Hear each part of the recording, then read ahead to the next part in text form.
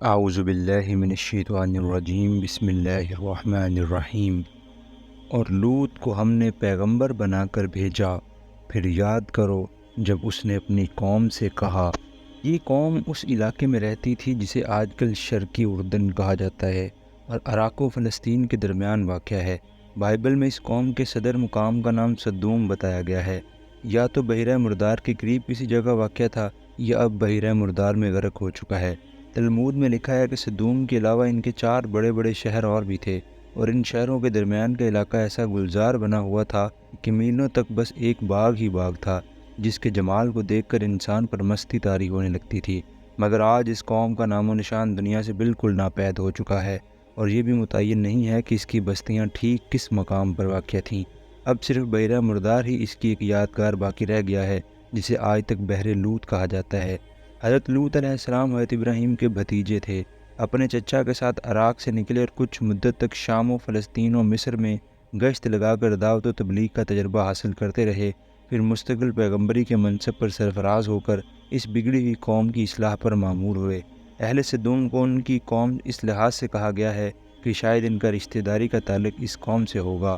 یہودیوں کی تحریف کردہ بائبل میں حضرت لوط کی سیرت پر جہاں اور بہت سے سیاہ دھبے لگائے گئے ہیں، وہاں ایک دھبا یہ بھی ہے کہ وہ حضرت ابراہیم سے لڑ کر سدوم کے علاقے میں چلے گئے تھے۔ مگر قرآن اس غلط بیانی کی تردید کرتا ہے۔ اس کا بیان یہ ہے کہ اللہ نے انہیں رسول بنا کر اس قوم کی طرف بھیجا تھا۔ لوط نے اپنی قوم سے کہا، کیا تم ایسے بے حیا ہو گئے ہو کہ وہ فحش کام کرتے ہو جو تم سے پہلے دنیا میں کسی نے نہیں کیا؟ تم عورتوں کو چھوڑ کر مردوں سے اپنی خواہش پوری کرتے ہو۔ دوسرے مقامات پر اس قوم کے بعد اور اخلاقی جرائم کا بھی ذکر آیا ہے، مگر یہاں اس کے سب سے بڑے جرم کے بیان پر اکتفا کیا گیا ہے، جس کی وجہ سے خدا کا عذاب اس پر نازل ہوا۔ یہ قابل نفرت فعل جس کی بدولت اس قوم نے شہرت دوام حاصل کی ہے، اس کے ارتکاب سے تو بد کردار انسان کبھی باز نہیں آئے، لیکن یہ فخر صرف یونان کو حاصل ہے کہ اس کے فلسفہ نے اس گھناؤنے جرم کو اخلاقی خوبی کے مرتبے تک اٹھانے کی کوشش کی، اور اس کے بعد جو کسر باقی رہ گئی تھی اسے جدید مغربی تہذیب نے پورا کیا کہ اعلانیہ اس کے حق میں زبردست پروپیگنڈا کیا گیا، یہاں تک کہ بعض ملکوں کی مجالس قانون ساز نے اسے باقاعدہ جائز ٹھہرا دیا۔ حالانکہ یہ بالکل ایک صریح حقیقت ہے کہ معاشرت ہم جنسی قطعی طور پر وضع فطرت کے خلاف ہے۔ اللہ تعالیٰ نے تمام ذی حیات انواع میں نر و مادہ کا فرق محض تناسل اور بقائے نوع کے لیے رکھا ہے، اور نوع انسانی کے اندر اس کی مزید غرض یہ بھی ہے کہ دونوں صنفوں کے افراد مل کر ایک خاندان وجود میں لائیں اور اس سے تمدن کی بنیاد پڑے۔ اس مقصد کے لیے مرد اور عورت کی 2 الگ صنفیں بنائی گئی ہیں۔ ان میں ایک دوسرے کے لیے صنفی کشش پیدا کی گئی ہے۔ ان کی جسمانی ساخت اور نفسیاتی ترکیب ایک دوسرے کے جواب میں مقاصد زوجیت کے عین مناسب بنائی گئی ہے، اور ان کے جذب و انجذاب میں وہ لذت رکھی گئی ہے جو فطرت کے منشا کو پورا کرنے کے لیے بیک وقت داعی و محرک بھی ہے اور اس خدمت کا صلہ بھی۔ مگر جو شخص فطرت کی اس اسکیم کے خلاف عمل کر کے اپنے ہم جنس سے شہوانی لذت حاصل کرتا ہے، وہ ایک ہی وقت میں متعدد جرائم کا مرتکب ہوتا ہے۔ اولاً وہ اپنے اور اپنے معمول کی طبعی ساخت اور نفسیاتی ترکیب سے جنگ کرتا ہے اور اس میں خلل عظیم برپا کر دیتا ہے، جس سے دونوں کے جسم، نفس اور اخلاق پر نہایت برے اثرات مرتب ہوتے ہیں۔ ثانیاً وہ فطرت کے ساتھ غداری و خیانت کا ارتکاب کرتا ہے، کیونکہ فطرت نے جس لذت کو نوع اور تمدن کی خدمت کا صلہ بنایا تھا اور جس کے حصول کو فرائض اور ذمہ داریوں اور حقوق کے ساتھ وابستہ کیا تھا، وہ اسے کسی خدمت کی بجا آوری اور کسی فرض اور حق کی ادائیگی اور کسی ذمہ داری کے التزام کے بغیر چرا لیتا ہے۔ ثالثاً وہ انسانی اجتماع کے ساتھ کھلی بددیانتی کرتا ہے کہ جماعت کے قائم کیے ہوئے تمدنی اداروں سے فائدہ تو اٹھا لیتا ہے، مگر جب اس کی اپنی باری آتی ہے تو حقوق اور فرائض اور ذمہ داریوں کا بوجھ اٹھانے کے بجائے اپنی قوتوں کو پوری خود غرضی کے ساتھ ایسے طریقے پر استعمال کرتا ہے جو اجتماعی تمدن و اخلاق کے لیے صرف غیر مفید ہی نہیں بلکہ ایجاباً مضرت رساں ہے۔ وہ اپنے آپ کو نسل اور خاندان کی خدمت کے لیے نااہل بناتا ہے، اپنے ساتھ کم از کم ایک مرد کو غیر طبی زنانہ پن میں مبتلا کرتا ہے، اور کم از کم 2 عورتوں کے لیے بھی صنفی بے راہ روی اور اخلاقی پستی کا دروازہ کھول دیتا ہے۔ حقیقت یہ ہے کہ تم بالکل ہی حد سے گزر جانے والے لوگ ہو، مگر اس کی قوم کا جواب اس کے سوا کچھ نہ تھا کہ نکالو ان لوگوں کو اپنی بستیوں سے، بڑے پاک باز بنتے ہیں یہ۔ اس سے معلوم ہوا کہ یہ لوگ صرف بے حیا اور بد کردار اور بد اخلاق ہی نہ تھے بلکہ اخلاقی پستی میں اس حد تک گر گئے تھے کہ انہیں اپنے درمیان چند نیک انسانوں اور نیکی کی طرف بلانے والوں اور بدی پر ٹوکنے والوں کا وجود تک گوارا نہ تھا۔ وہ بدی میں یہاں تک غرق ہو چکے تھے کہ اصلاح کی آواز کو بھی برداشت نہ کر سکتے تھے اور پاکی کے اس تھوڑے سے عنصر کو بھی نکال دینا چاہتے تھے جو ان کی گھناؤنی فضا میں باقی رہ گیا تھا۔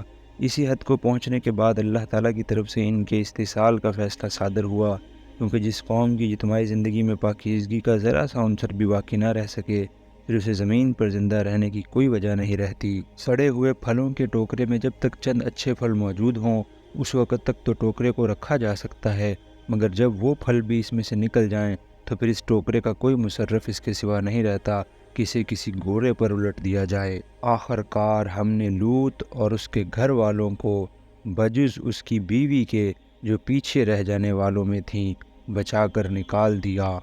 دوسرے مقامات پر تصریح ہے کہ حضرت لوط کی یہ بیوی جو غالباً اسی قوم کی بیٹی تھی اپنے کافر رشتہ داروں کی ہم نوا رہی اور آخر وقت تک اس نے ان کا ساتھ نہ چھوڑا۔ اس لیے عذاب سے پہلے جب اللہ تعالیٰ نے حضرت لوط اور ان کے ایماندار ساتھیوں کو ہجرت کر جانے کا حکم دیا تو ہدایت فرما دی کہ اس عورت کو ساتھ نہ لیا جائے، اور اس قوم پر برسائی ایک بارش۔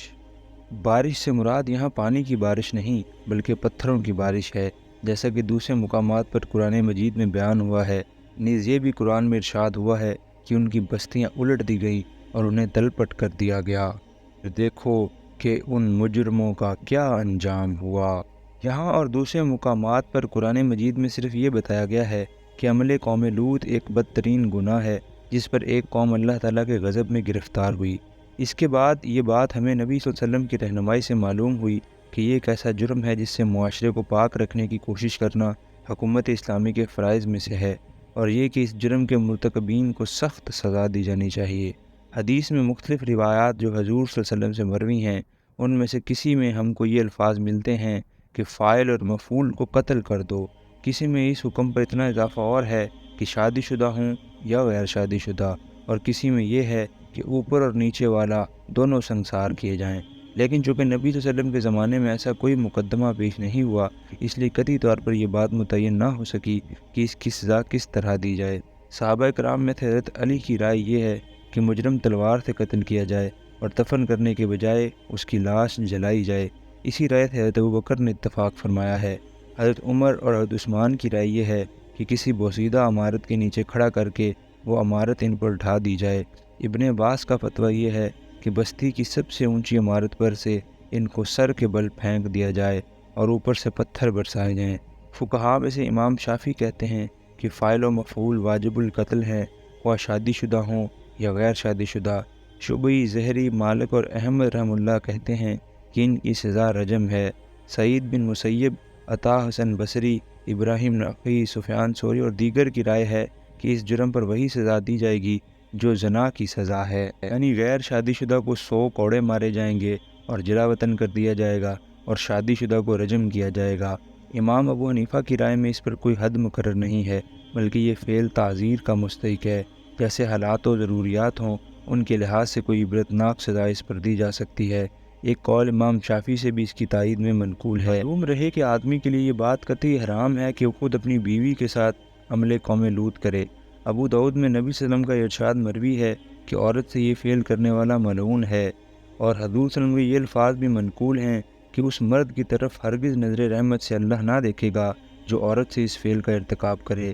ترمذی میں آپ کا یہ فرمان ہے کہ جس نے حائضہ عورت سے مجامت کی یا عورت کے ساتھ عمل قوم لوط کا ارتکاب کیا یا کاہن کے پاس گیا اور اس کی پیشن گوئیوں کی تصدیق کی، اس نے اس تعلیم سے کفر کیا جو محمد صلی اللہ علیہ وسلم پر نازل ہوئی ہے۔ صدق اللہ العظیم۔